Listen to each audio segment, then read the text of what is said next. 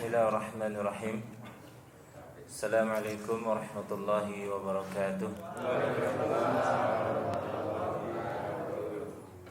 Innal hamdalillah nahmaduhu ta'ala wa nasta'inuhu wa nastaghfiruh wa na'udzu billahi min shururi anfusina wa min sayyiati a'malina may yahdihillah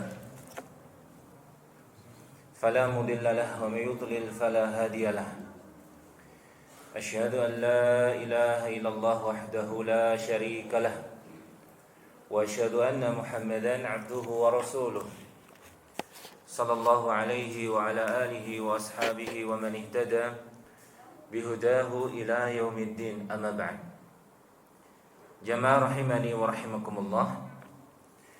Alhamdulillah, kita bersyukur kepada Allah Subhanahu wa taala di malam hari ini semata-mata karena kenikmatan dari Allah Subhanahu wa taala kita bisa berkumpul kembali, bermajlis kembali di satu rumah dari rumah-rumah Allah Subhanahu wa taala dalam rangka untuk talabul ilmi syar'i, dalam rangka untuk mengangkat kejahilan pada diri kita. Dan di malam hari ini insyaallah kita akan meneruskan Kitabul Ilmi yang kita baca, yang kita ambil panduan dari kitab Riyadhus Shalihin karya Al-Imam An-Nawawi rahimahullahu taala. Jamaah rahimani wa rahimakumullah. Di pertemuan sebelumnya sudah kita ambil beberapa pembahasan tentang ilmu, bahwa secara mutlak ilmu yang disebutkan di dalam Al-Qur'an dan juga dalam hadis Nabi Shallallahu Alaihi Wasallam secara mutlak yang dimaksudkan itu adalah ilmu agama yang dipuji orang yang mencarinya, diberikan derajat di dunia dan di akhirat orang yang mengamalkannya. Itu ilmu agama secara mutlak. Adapun ilmu-ilmu yang lainnya seperti ilmu keduniawiaan, maka dilihat kalau memberikan manfaat kepada kaum muslimin, maka dia juga akan mendapatkan pahala. Tapi kalau tidak bermanfaat pada kaum muslimin, ya tidak mendapatkan apa-apa. Nah, jamaah rahimani wa rahimakumullah, dengan ilmu agama ini Allah Subhanahu wa taala bisa memberikan taufik seseorang untuk bisa masuk ke dalam Islam dengan ilmu agama. Dikisahkan di masa Al-Hafidh Ibnu Hajar Al-Asqalani rahimahullahu ta'ala. Ibnu Hajar ini pengarang kitab Bulughul Maram, Bulughul Maram, mungkin pernah kita dengar. Ibnu Hajar itu, beliau ini adalah seorang hakim, qadhi di kota Mesir. Karena beliau ini seorang pejabat, biasa seorang pejabat, maka beliau itu kalau berangkat ke tempat kerja beliau itu mengendarai kendaraan tunggangan, kalau bahasa kita ya seperti kereta kencana, kereta kencana, bahasa kita. Demikian juga beliau dikawal. Jadi pengawalan pejabat itu bukan hanya di masa sekarang aja ya. Di masa generasi terdahulu itu juga ada gitu. Al-Hafidh itu kalau berangkat ke tempat kerja beliau, karena beliau seorang hakim agung di kota Mesir, itu dikawal dengan mengendarai kereta, ditarik beberapa ekor kuda, terkadang ditarik beberapa ekor bigol. Bigol itu persilangan atau peranakan antara kuda dengan keledai, itu namanya bigol. Dengan keadaan yang seperti itu, kondisi yang seperti itu, di suatu ketika beliau bertemu dengan seorang Yahudi, orang Yahudi. Beliau ini, orang Yahudi ini, seorang penjual minyak. Ya kita tahulah orang penjual minyak biasanya pakaiannya kan kotor. Kondisinya ya seperti itu, penjual minyak keliling. Jangan diibaratkan seperti sekarang, penjual minyak keliling dia tuh, dipanggul. Ketika bertemu dengan rombongan Al-Hafidh Ibnu Hajar rahimahullahu ta'ala, orang Yahudi ini menghentikan rombongannya. Sembari mengatakan inna nabiyakum yaqulu anna dunya atau inna dunya sijnul mu'min wa jannatul kafir. Berhenti katanya. Nabi kalian itu mengatakan bahwasanya dunia ini adalah penjara bagi orang-orang beriman dan surga bagi orang-orang kafir. Bagaimana ini keadaannya? Jauh banget. Saya sebagai seorang penjual minyak, kondisi seperti ini, Anda seorang muslim, mukmin, duduk di kereta kencana, pakaian bagus, dikawal dan lain sebagainya. Nah, kebenaran dari hadis ini dari sisi mana gitu maksudnya? Dari sisi mana kebenaran hadis ini? Kata Al-Hafidz rahimallahu taala, lihat dijawab dengan ilmu. Nah, keadaan saya yang seperti ini, kondisi saya yang seperti ini, apa yang saya dapatkan dari kenikmatan dunia ini, kalau dibandingkan dengan kenikmatan surga, itu ibaratnya penjara ini tuh. Ibaratnya saya itu berada dalam penjara. Kalau dibandingkan dengan kenikmatan surga yang mala ainun ra'at, kenikmatan surga yang tidak pernah mata dari satu makhluk pun pernah melihatnya. Wala udunun sami'at, dan juga telinga belum pernah mendengar seperti apa kenikmatannya. Nah, di dunia yang bisa menyaingi kenikmatan di surga. Wala khatara ala qalbil bashar, dan juga belum pernah terlintas dalam benak kita seperti apa kenikmatannya. Ini ibaratnya saya ini berada dalam penjara yang seperti ini, gak sebanding. Adapun kamu, dari kesulitan hidup yang kamu rasakan, dari kekurangan yang kamu alami, dari susahnya mencari rizki, itu kalau kamu bandingkan dengan siksa nanti di neraka jahanam, itu tuh kamu tuh ibaratnya mendapatkan surga.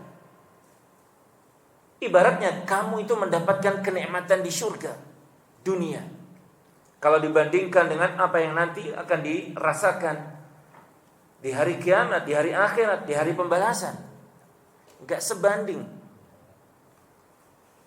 Maka orang Yahudi itu pun langsung asyhadu an la ilaha illallah wa asyhadu anna Muhammadar Rasulullah, masuk Islam. Nah,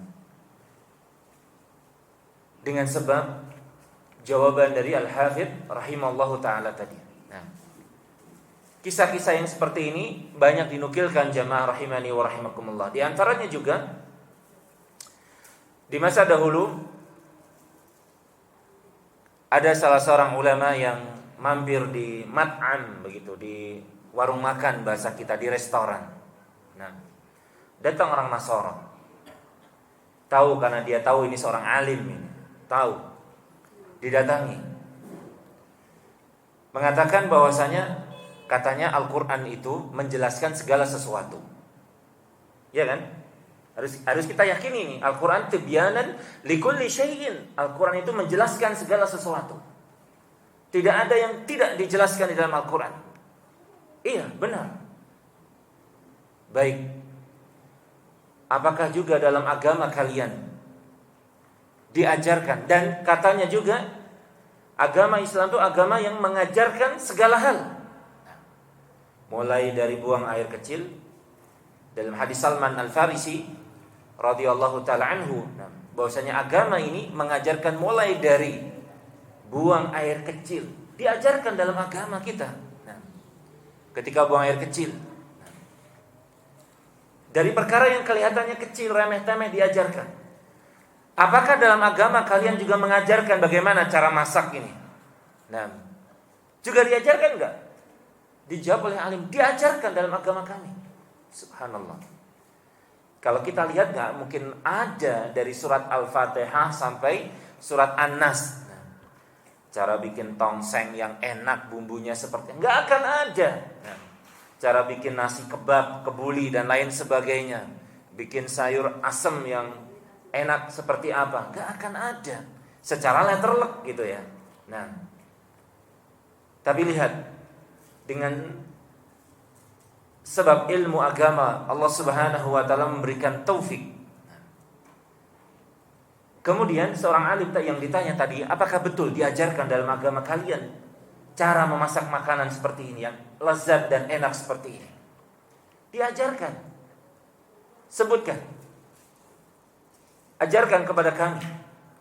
Maka seorang alim ini pun memanggil tobakh, ya, memanggil koki, dipanggil koki dari restoran tadi. Beritahukan kepada orang ini bagaimana cara memasak masakan ini sehingga menjadi lezat. Loh, saya kan tanya kepada kalian, bukan tanya kepada koki. Agama kami mengajarkan di dalam Al-Quran, fas'alu ahla dzikri in kuntum la ta'lamun.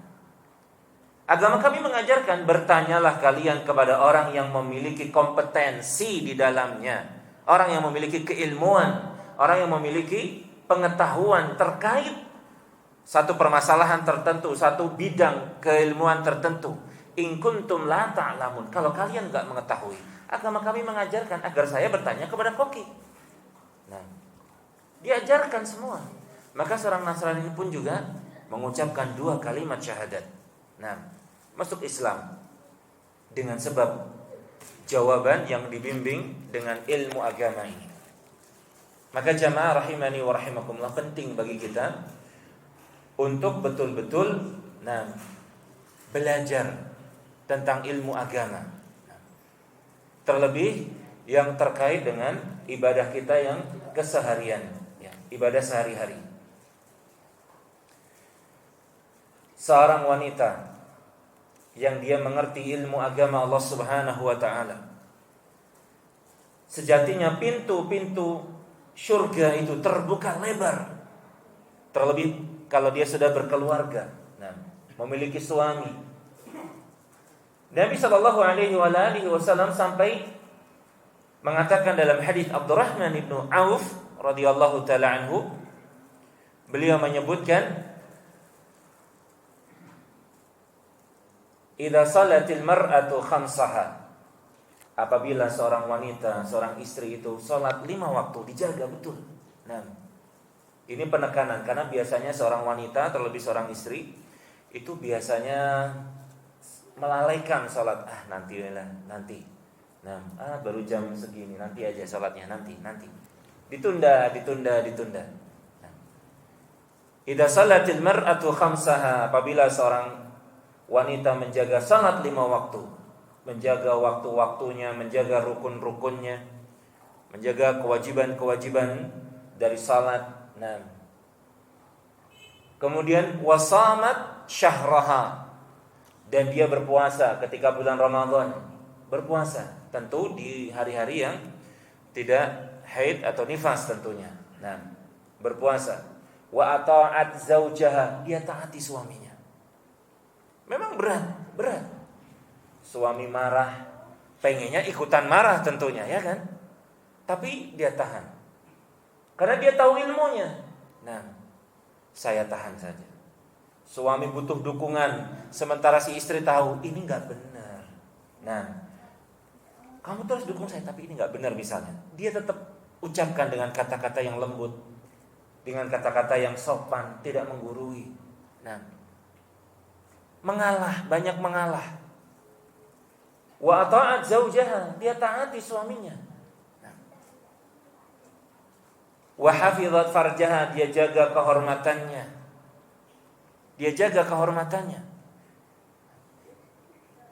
Qila laha, dikatakan kepada istri yang seperti ini, udkhuli al-jannata min abwabi, atau min ayyi abwabin syi'ti, masuklah kamu ke dalam syurga. Dikatakan kepada jenis wanita yang seperti ini, masuklah kalian ke dalam syurga dari pintu mana saja yang kalian kehendaki. Dari pintu mana saja yang kalian kehendaki. Lah kita satu pintu aja belum tentu dibukain gitu kan. Tapi ini subhanallah, bagi seorang wanita yang mengerti ilmu, dikatakan kepadanya, silakan masuk dari pintu mana saja yang kalian kehendaki. Pintu puasa, dari pintu ini, pintu itu. Karena surga memang memiliki banyak pintu. Baik. Ini diantara keutamaan orang yang berilmu. Nah, orang yang berilmu. Karenanya Allah Subhanahu wa taala itu mengatakan, hal yastawil ladzina ya'lamuna wal ladzina la ya'lamun. Apakah sama kedudukan orang yang mengerti ilmu agama dengan orang yang tidak mengerti ilmu agama? Tentu tidak sama. Memperlakukan kenikmatan, memperlakukan kelapangan akan berbeda antara orang yang berilmu dengan orang yang tidak berilmu. Tatkala tertimpa kesusahan, kesulitan, sakit, menahun misalnya, akan sangat berbeda dalam bersikap antara orang yang berilmu dengan orang yang tidak berilmu. Terkait dengan agama tentunya. Terkait dengan agama. Dan ilmu agama ini jamaah rahimani wa rahimakumullah, tidak ditentukan dengan, mohon maaf, dengan gelar. Tidak.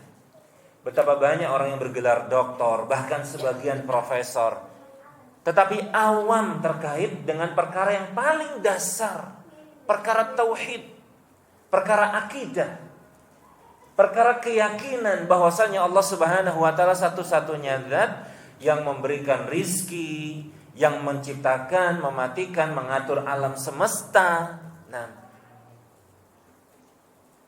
Keselamatan, kemudian kebahagiaan, musibah, kecelakaan, semua telah ditakdirkan oleh Allah Subhanahu wa taala. Perkara yang sangat dasar. Sebagian mereka justru tidak memahami.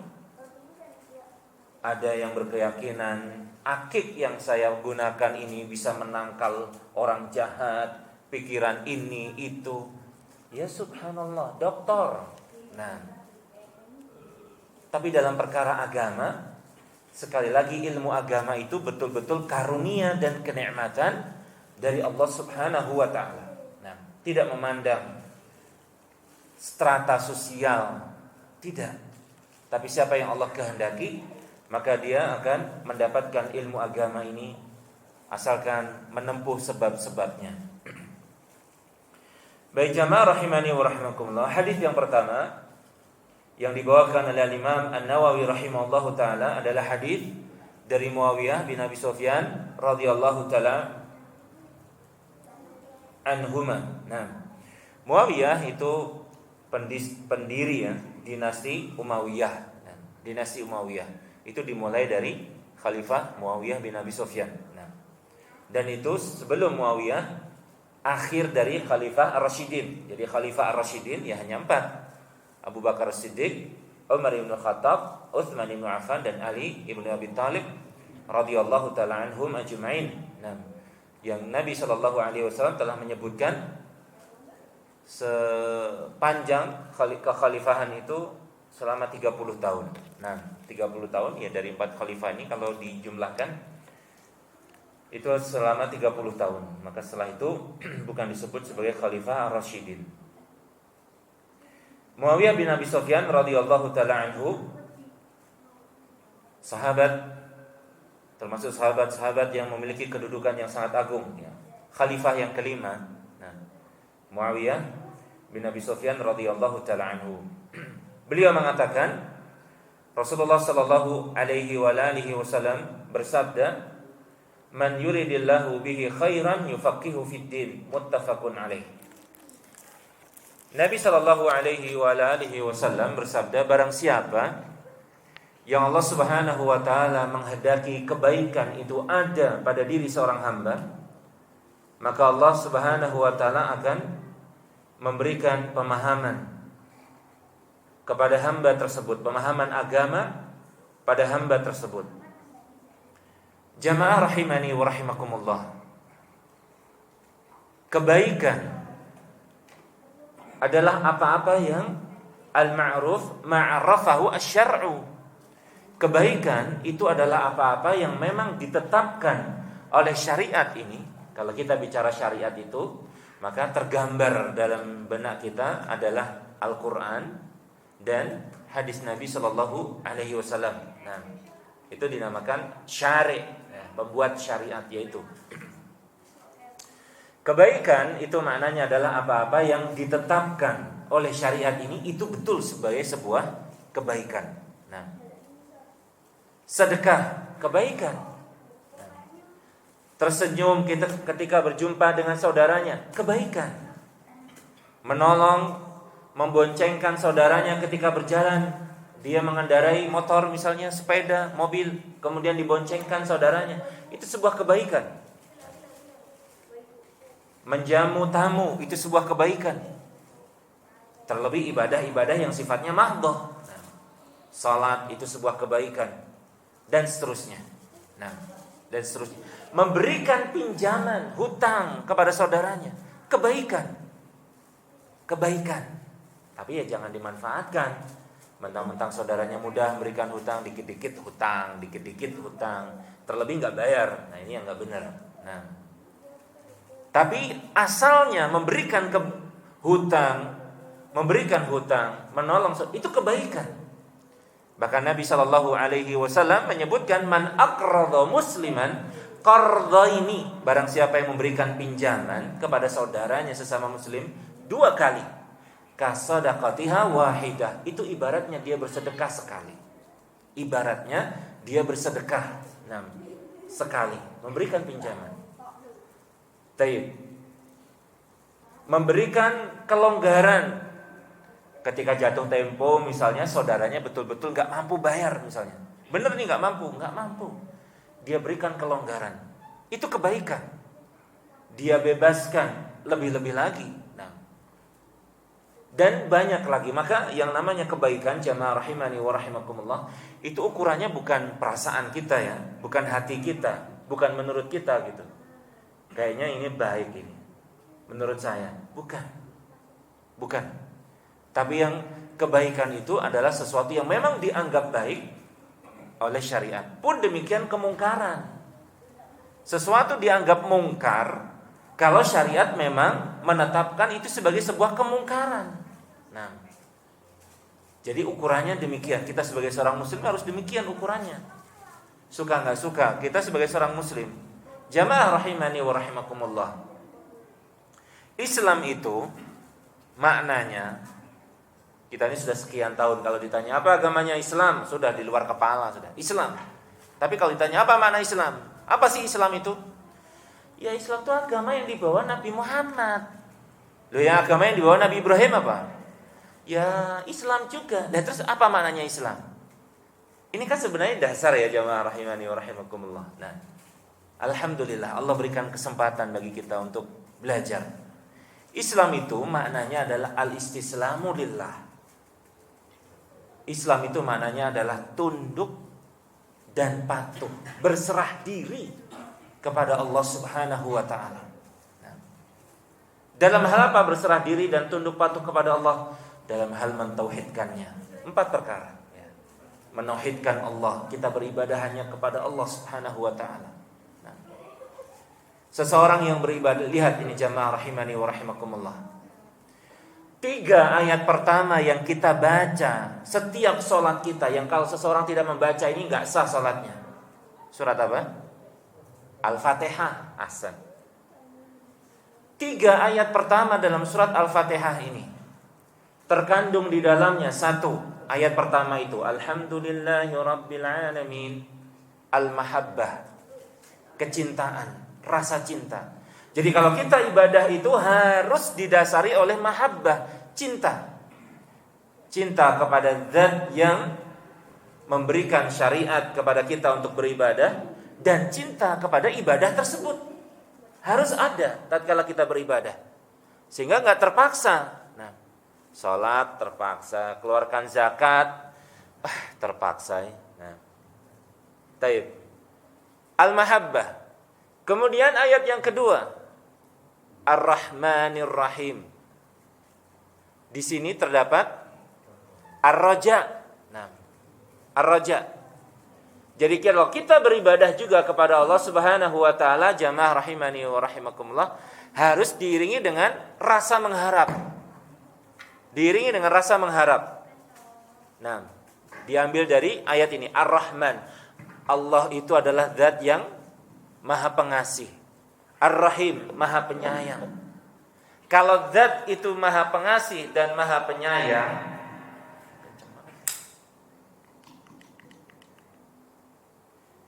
Kalau zat itu maha pengasih dan maha penyayang, maka dia kasih sayangnya itu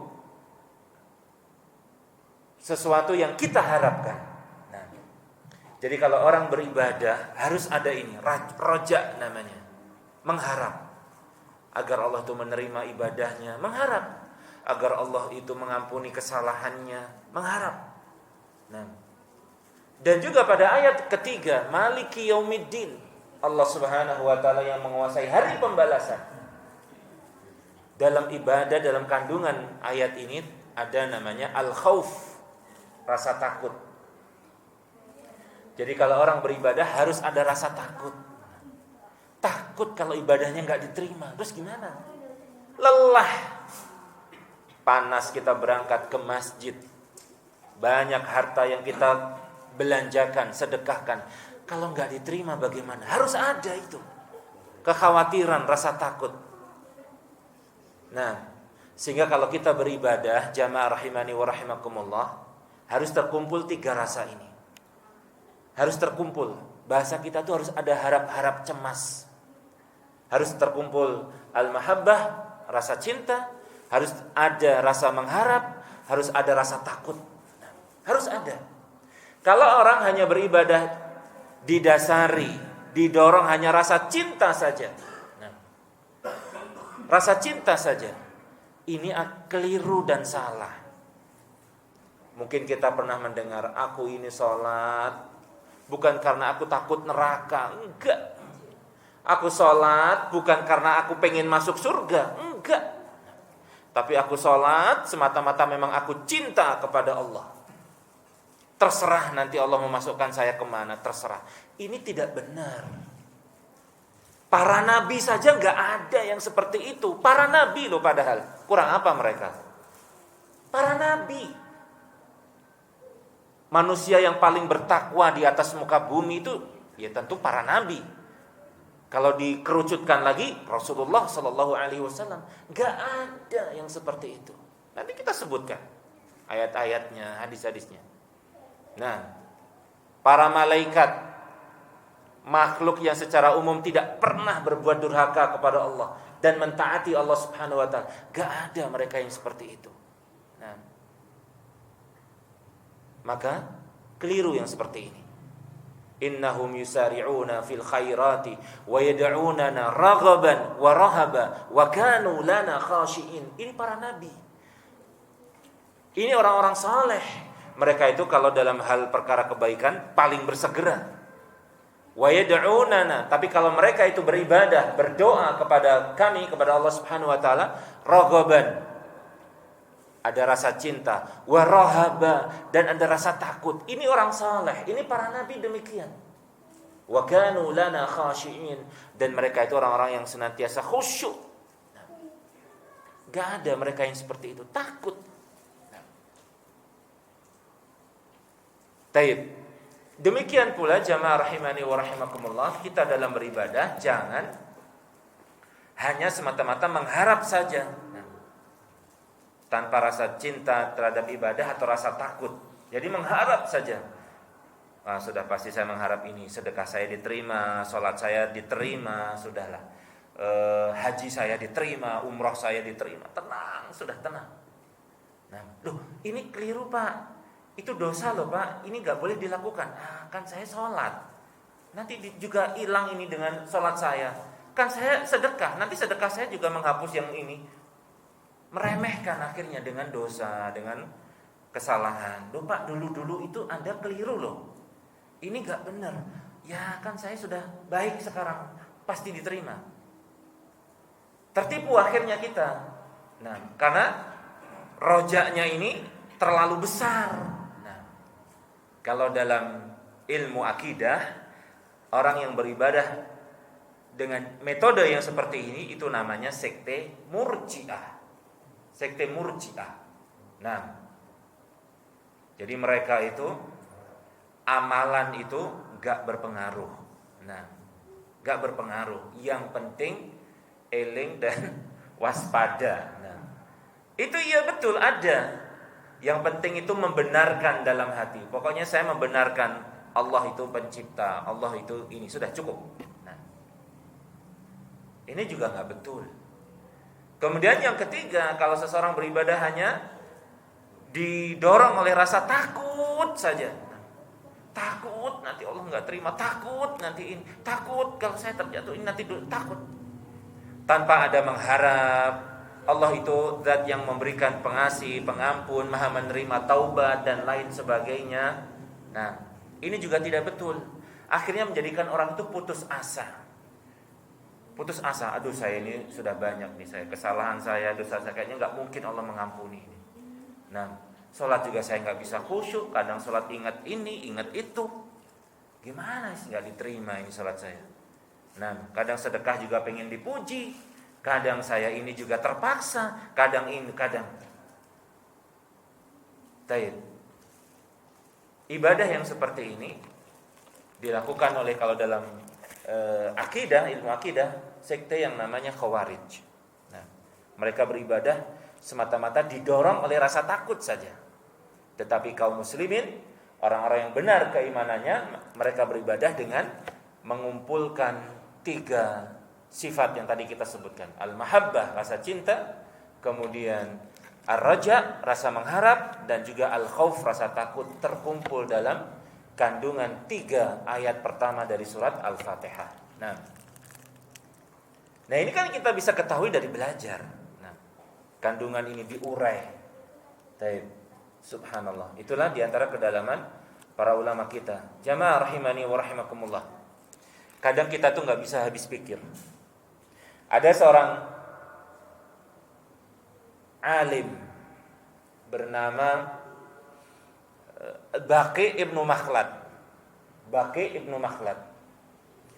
Beliau ini datang dari Andalus, Spanyol ya. Datang dari Andalusia. Mendengar berita di wilayah Baghdad, di negeri Baghdad, itu ada seorang alim bernama Ahmad bin Hanbal. Dia ingin belajar.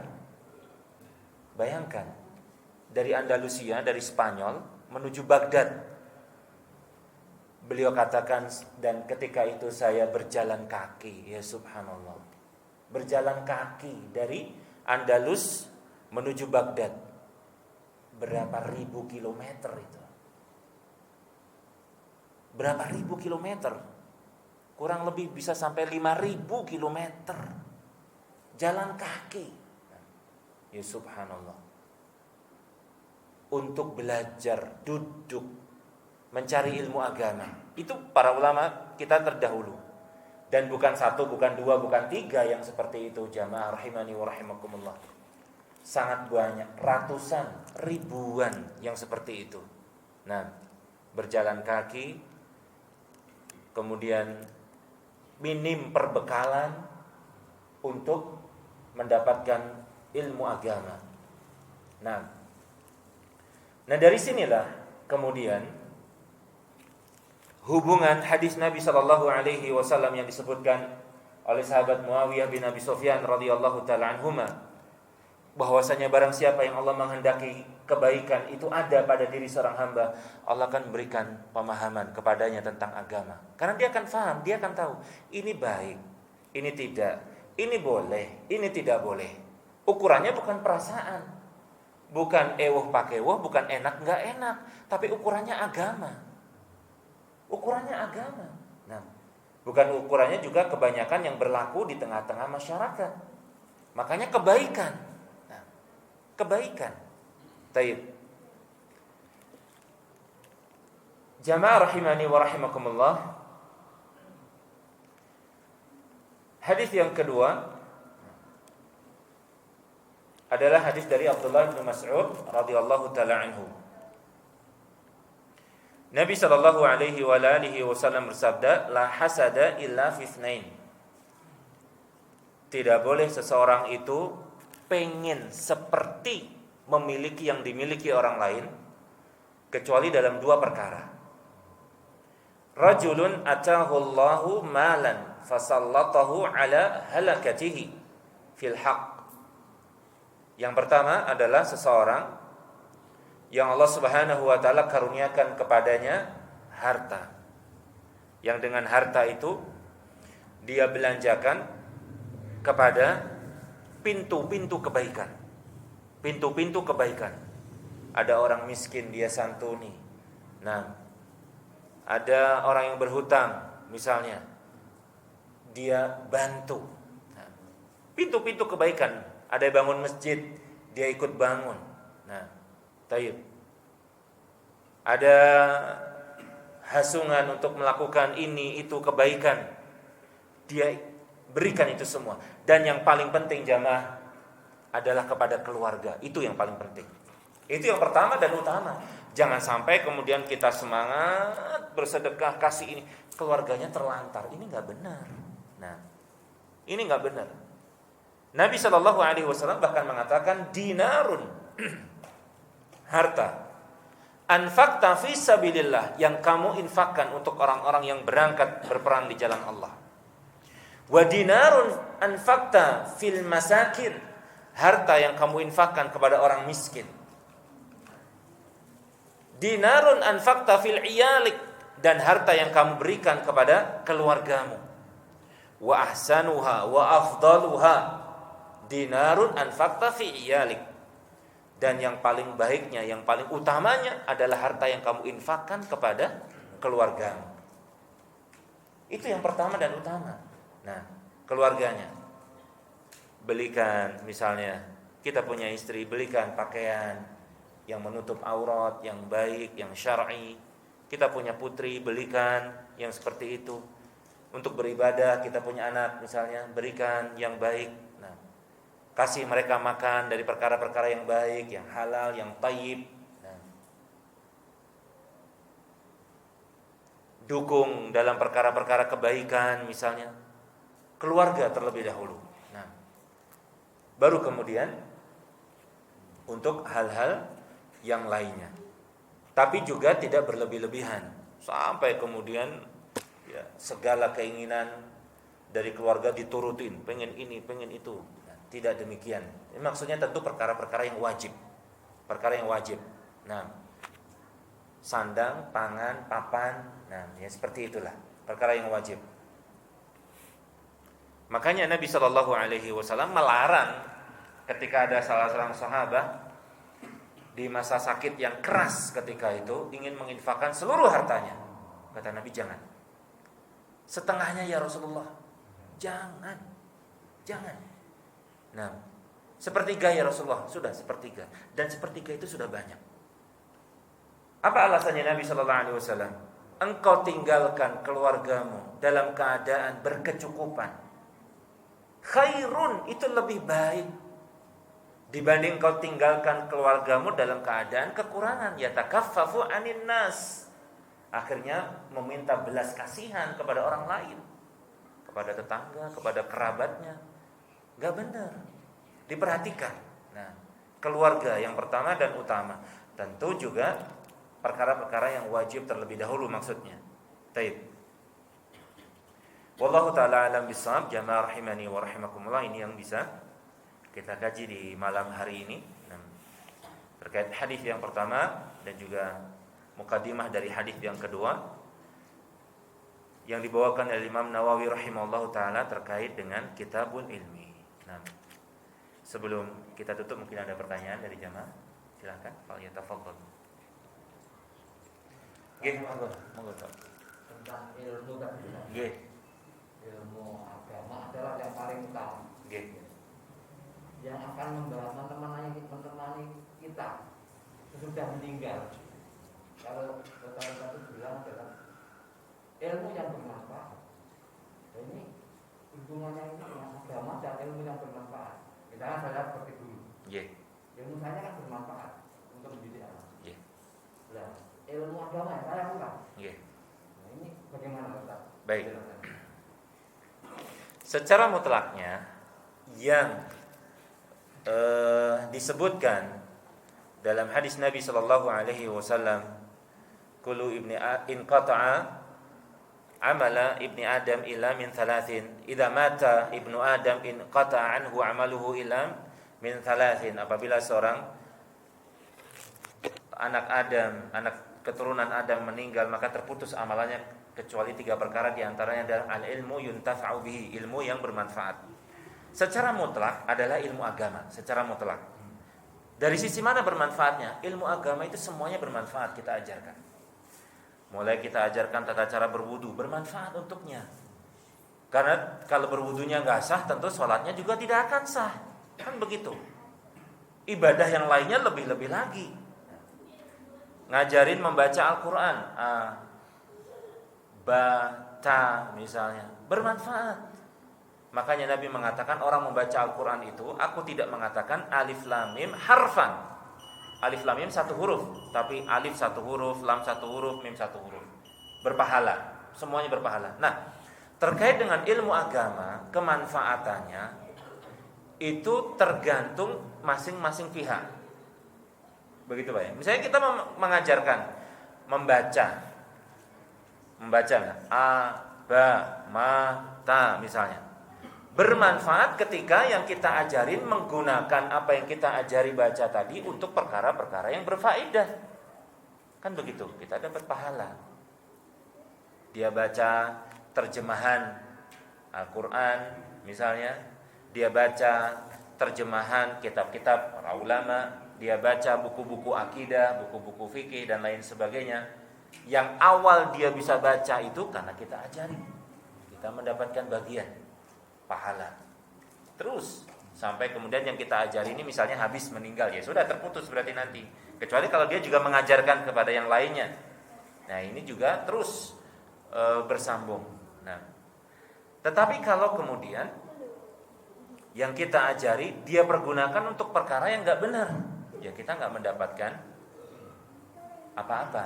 Nah, karena hukum asalnya adalah itu perkara mubah, hukum asalnya gitu. Perkara mubah hukum asalnya. Nah, jadi tergantung orang yang menggunakan. Kalau untuk ilmu dunia bisa difahami gitu. Tapi kalau ilmu akhirat, nah kita ajari walaupun dia tidak menggunakan itu sudah berpahala. Itu sudah berpahala. Nah, itu perbedaannya. Wallahu taala alam bissawab.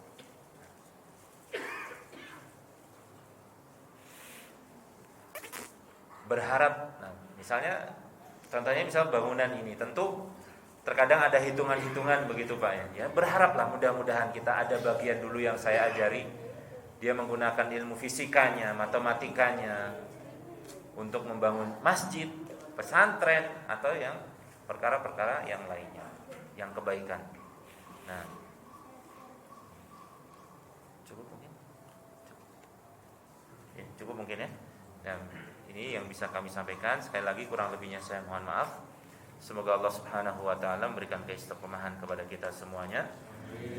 Kita tutup dengan doa kafaratul majelis. Subhanakallahumma bihamdika asyhadu an la ilaha illa anta astaghfiruka wa atubu ilaik. Assalamualaikum warahmatullahi wabarakatuh.